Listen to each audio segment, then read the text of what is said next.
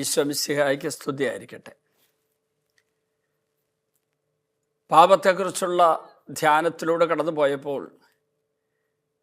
ദൈവത്തെ ഉപേക്ഷിക്കുന്നു, ദൈവിക വെളിപാടുകൾ ഉപേക്ഷിക്കുന്നു, ദൈവിക സംവിധാനങ്ങൾ ഉപേക്ഷിക്കുന്നു. ആ ദൈവിക സംവിധാനങ്ങളാൽ ഏറ്റവും പ്രധാനപ്പെട്ട തിരുസഭ, മറ്റൊന്ന് കുടുംബം. ഇത് രണ്ടിൻ്റെയും പ്രാധാന്യത്തെക്കുറിച്ച് നമ്മൾ കഴിഞ്ഞ ധ്യാനങ്ങളൊക്കെ ധ്യാനിക്കുകയായിരുന്നു.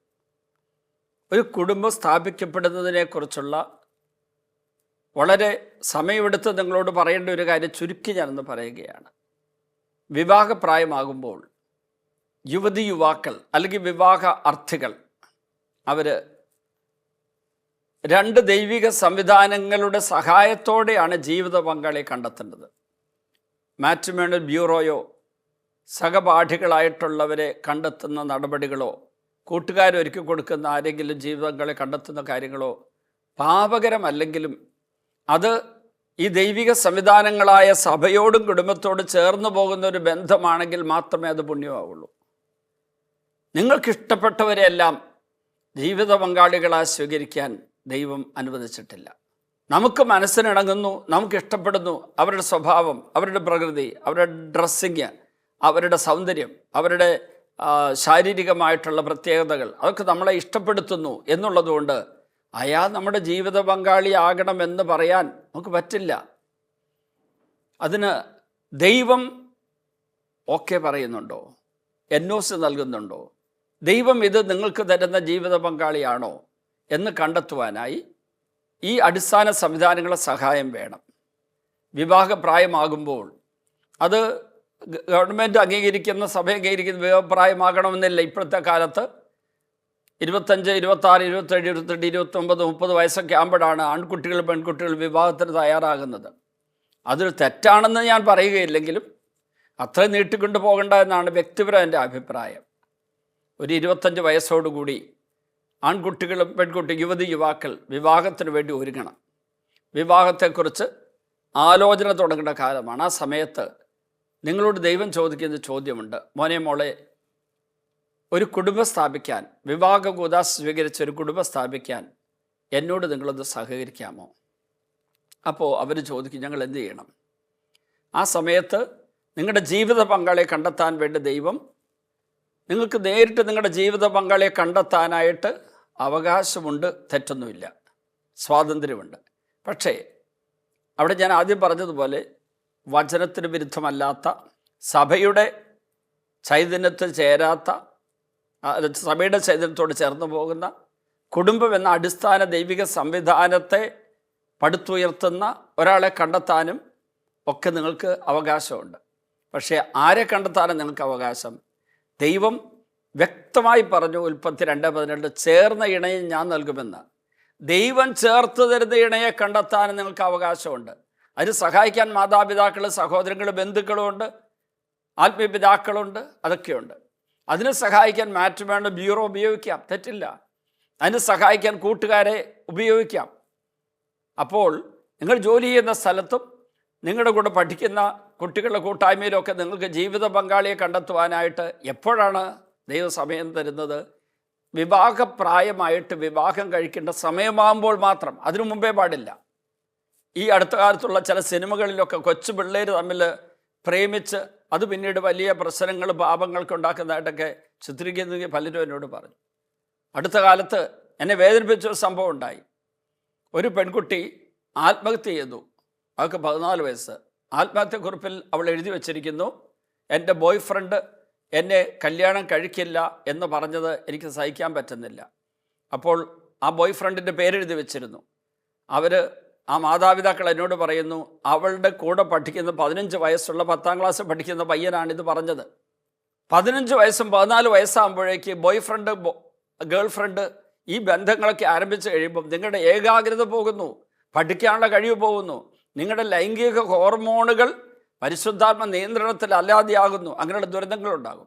അതുകൊണ്ട് കല്യാണം കഴിക്കേണ്ട സമയമാണെന്ന് നിങ്ങൾക്ക് ബോധ്യപ്പെടുന്ന സമയത്ത് മാതാപിതാക്കൾ നിങ്ങൾ തമ്മിൽ ആലോചിച്ചിട്ട് ദൈവത്തിൻ്റെ ഈ ചോദ്യത്തിന് ഉത്തരം കൊടുക്കണം. അപ്പോൾ നിങ്ങൾ ചോദിച്ചു എന്താ ചെയ്യേണ്ടത്? അപ്പോൾ ദൈവം പറഞ്ഞു, വാ, അവരെ ദൈവാലയത്തിൽ കൊണ്ടുവന്നു. എന്താ ദൈവാലയം? ദൈവമക്കളെ കൂദാശകൾ വഴി തിരുവചനം വഴി പ്രാർത്ഥന വഴി വിശുദ്ധീകരിക്കാൻ വേണ്ടി ദൈവം വിശുദ്ധീകരിച്ച് അഭിഷേകിച്ചത് മാറ്റിവെച്ച സ്ഥലമാണ് ദൈവാലയം. ദേവാലയമല്ല, ദൈവാലയം. ആ ദൈവാലയത്തിൽ നിങ്ങൾ എവിടെ നിൽക്കുന്നു? ഒരു ബലിപീഠത്തിന് മുമ്പിൽ നിൽക്കുകയാണ്. അതിൻ്റെ അർത്ഥം എന്താണ്? ഒരു ബലിജീവിതം നിങ്ങൾ ആരംഭിക്കാൻ പോവുക. ലൈഫ് ഓഫ് മെറി മേക്കിംഗ്, ജഡിക സുഖാസ്വാദനത്തിൻ്റെ പരകോടിയിലേക്ക് പോകാനുള്ള NOC വാങ്ങുന്ന ഒരവസ്ഥയല്ല, ഒരു സാഹചര്യമല്ല അത്. അവിടെ ശാരീരിക ബന്ധവും ലൈംഗിക ബന്ധമൊക്കെ ഉണ്ട്. അതിൻ്റെ ഒരു പാർട്ടേ ആകുന്നുള്ളൂ. അത് ഏറ്റവും പ്രധാനപ്പെട്ട ചിന്തിക്കുമ്പോഴേ ഈ അപകടം ഉണ്ടാകുന്നത്. അതിനേക്കാളും വലിയൊരു ദൗത്യം അവിടെ കിടപ്പുണ്ട്. ബലിജീവിതമാണിത്. ഞങ്ങൾ പുരോഹിതരെക്കാളും വലിയ ബലിജീവിതം കുടുംബജീവിതക്കാർക്കുണ്ട്. ആ ബലിജീവിതത്തിലേക്ക് നിങ്ങളെ ദൈവം വിളിക്കുന്നതിൻ്റെ അടയാളമാണ് ബലിവേദിയുടെ മുമ്പിൽ നിർത്തി. അവിടെ ഒരു വചനഗ്രന്ഥം ഇരിപ്പുണ്ട്. ലോകത്തിൻ്റെ പാഴ്വചനം അനുസരിച്ചല്ല, ദൈവത്തിൻ്റെ തിരുവചനം അനുസരിച്ച് ജീവിതം ആരംഭിക്കണമെന്ന് ദൈവം നിങ്ങളോട് വെളിപ്പെടുത്തുന്നതിൻ്റെ അടയാളമാണ് ആ തിരുവചന ഗ്രന്ഥം. അവിടെ ഒരു പുരോഹിതൻ നിൽപ്പുണ്ട്. കത്തോലിക്ക തിരുസഭയുടെ പ്രതിനിധിയാണ് ആ പുരോഹിതൻ. ഒരു മാർപ്പാപ്പ, 5400ഓളം മെത്രാന്മാർ, 4.5 ലക്ഷം വൈദികർ, 8 ലക്ഷം സന്യസ്തർ, 30 ലക്ഷം അൽമായ ശുശ്രൂഷകർ, 130 കോടി കത്തോലിക്കർ, എല്ലാം അടങ്ങുന്ന കത്തോലിക്ക സഭയുടെ പ്രതിനിധിയാണ് ഈ നിൽക്കുന്ന പുരോഹിതൻ അല്ലെങ്കിൽ വിവാഹം ആശീർവദിക്കുന്ന വ്യക്തി. നിങ്ങളുടെ കൂടെ ആരുണ്ട്? നിങ്ങളുടെ പുറകിൽ നിങ്ങളുടെ ഇടതും വലതും ഒക്കെ ആയിട്ട് നിങ്ങളുടെ മാതാപിതാക്കൾ, സഹോദരങ്ങൾ, ബന്ധുക്കൾ അടങ്ങുന്ന കുടുംബ കൂട്ടായ്മ. ഇവിടെ തിരുസഭാ കൂട്ടായ്മ, അവിടെ കുടുംബ കൂട്ടായ്മ. ഈ 2 വിശുദ്ധ കൂട്ടായ്മകളുടെ മധ്യം നിന്നുകൊണ്ടാണ് നിങ്ങൾ ഈ വരം സ്വീകരിക്കാൻ ഒരുങ്ങുന്നത്. എന്നിട്ട് ദൈവം നിങ്ങളോട് ചോദിക്കുന്നു, പുരോഹിതൻ വഴി വിവാഹ കൂദാശ വഴി ദമ്പതികളായി തീർന്ന് വിവാഹ ജീവിതത്തിൻ്റെ, കുടുംബജീവിതത്തിൻ്റെ വരം സ്വീകരിച്ച് എൻ്റെ സ്നേഹം പങ്കുവെച്ച് ജീവിച്ച് കുഞ്ഞുങ്ങളെ ജനിപ്പിച്ചവരെ വളർത്തുന്ന ഈ ഒരു നിമിഷത്തിന് ഈ വരം സ്വീകരിക്കാൻ നിങ്ങൾ തയ്യാറാണോ? ആ പ്രാർത്ഥനകളുടെയും ആ വിവാഹ വാഗ്ദാനങ്ങളുടെ എല്ലാത്തിൻ്റെ അർത്ഥം ഇതാണ്. അപ്പം നിങ്ങൾ രണ്ടുപേരും യെസ് എന്ന് പറയുന്നു. അതാണ് നിങ്ങൾ ബൈബിളിൽ കൈവച്ച് അല്ലെങ്കിൽ അവിടെ നിന്നുകൊണ്ട് നിങ്ങൾ വിവാഹ വാഗ്ദാനം ചെയ്യുന്ന സമയത്ത് നിങ്ങൾ നൽകുന്ന പ്രത്യുത്തരത്തിൻ്റെ അർത്ഥം. അപ്പോൾ ഒരു അത്ഭുതം നടന്നു. നിങ്ങൾ രണ്ടുപേരും ദൈവത്തിന് മുമ്പിൽ നിങ്ങളെ കാഴ്ചവെച്ചപ്പോൾ, ഒരു ബലിജീവിതം ആരംഭിക്കാനുള്ള നിങ്ങളുടെ സന്മനസ് നിങ്ങൾ പ്രകടമാക്കിയപ്പോൾ, ദൈവം തിരുസഭ വഴി, ആ പുരോഹിതൻ, ആ മെത്രാൻ വഴി നിങ്ങളെ ആശീർവദിച്ചു. അപ്പോൾ ഒരു അത്ഭുതം നടന്നു. ഈ പുരുഷൻ ഭർത്താവായി മാറി, സ്ത്രീ ഭാര്യയായി മാറി. ദൈവത്തിൻ്റെ പിതൃത്വം മുഴുവൻ ആ പുരുഷനിൽ വന്ന് നിറഞ്ഞു, മാതൃത്വം ആ സ്ത്രീയിൽ നിറഞ്ഞു. ഈ 2 വ്യക്തികൾ ഇനി 2 അല്ല, ഒന്നാണ്. ഇതാണ് ഈശോ മത്തായിയുടെ സുവിശേഷം 19-ാം അധ്യായത്തിൽ 5-6 തിരുവചനങ്ങൾ പറഞ്ഞതിൻ്റെ അർത്ഥം. അവരിരുവരും ഇനി 2 അല്ല, ഒന്നായിരിക്കും. അത് എന്താണ് കാരണം? അവിടെ ആത്മാവ് ഒന്നായിത്തീരുന്നു. ഒരാത്മീയ ഐക്യം സംഭവിച്ചു. അതിന് ശേഷം അതിൻ്റെ ഫലമായിട്ടാണ് ശാരീരിക ഐക്യം ഉണ്ടാകേണ്ടത്, ഒന്നാകലുണ്ടാകേണ്ടത്. അവിടെ മാനസിക ആത്മീയ ഐക്യമുണ്ടെങ്കിൽ മാത്രമേ ശാരീരിക ഐക്യത്തിന് അർത്ഥമുണ്ടാവുള്ളൂ, അഭിഷേകം ഉണ്ടാവുള്ളൂ. അതോടുകൂടി ഇവൻ ഭർത്താവ്, ഇവള് ഭാര്യയായിട്ട് മാറി. പ്രിയപ്പെട്ട ദൈവമക്കളെ, 35 വർഷം മുമ്പ് ഞാൻ തലശ്ശേരി രൂപതയുടെ അന്നത്തെ മെത്രാനെന്ന വലിയ മറ്റും പിതാവിൻ്റെ മുമ്പിൽ മുട്ടുകുത്തി പൗരോഹിത്യ പട്ടം സ്വീകരിച്ചപ്പോൾ എനിക്ക് പൗരോഹിത്യ വരം കിട്ടി. ആ വരമാണ് ഞാനിവിടെ കുർബാന അർപ്പിക്കുമ്പോൾ, അപ്പവും വീഞ്ഞും എടുത്ത് കുർബാന അർപ്പിക്കുമ്പോൾ ഈശോൻ്റെ ശരീരവും രക്തമായിട്ട് അത് മാറാൻ കാരണം. ഞാനൊരു കൊച്ചിന് മാംസ കൊടുക്കുമ്പോൾ ആ കൊച്ച് ദൈവവേദലാകാൻ കാരണം. ഒരു പാപിക്ക് പാപവചന ആശീർവാദം കൊടുക്കുമ്പോൾ അയാൾ പരിശുദ്ധരാകാൻ കാരണം ഈ വരമാണ്. അതുപോലൊരു വരം നിങ്ങൾക്ക് കിട്ടി. ആ വരത്തിൻ്റെ നിറവിലാണ്, വരാഭിക്ഷത്തിലാകുന്ന നിങ്ങളാണ് ഇനി കുഞ്ഞുങ്ങളെ ജനിപ്പിക്കേണ്ടത്. നിങ്ങൾ കുഞ്ഞുങ്ങളെ ജനിപ്പിക്കുമ്പോൾ നിങ്ങളിലൂടെ ദൈവ പൈതങ്ങൾ ജനിക്കും. പ്രിയപ്പെട്ടവരെ, ഈ അടിസ്ഥാന ദൈവിക സംവിധാനമായ തിരുസഭ നിങ്ങളിവിടെ നിങ്ങളുടെ കുടുംബ കൂട്ടായ്മയുടെ, സഭാ കൂട്ടായ്മയുടെ നടുവിൽ നിങ്ങളിങ്ങനെ നിൽക്കുമ്പോൾ, സഭ അവിടെ നിയോഗിച്ച പുരോഹിതർ നിങ്ങളെ ആശീർവദിക്കുമ്പോൾ, സ്വർഗ കൂട്ടായ്മ, പരിശുദ്ധ ത്രിത്വം, മാലാഖമാരും വിശുദ്ധരും അവിടെ നിന്ന് അനുഗ്രഹത്തിൻ്റെ പുഷ്പവൃഷ്ടി നടത്തും. നിങ്ങളിലേക്കൊരു അതിസ്വാഭാവികമായ കൃപ ഇറങ്ങി വരും. ഒരിക്കലും നിങ്ങൾക്ക് കിട്ടിയിട്ടില്ലാത്തൊരു കൃപ അപ്പോൾ നിങ്ങളിലേക്ക് ഒഴുകി വരും. അതാണ് നിങ്ങളെ ദമ്പതികളാക്കുന്നത്.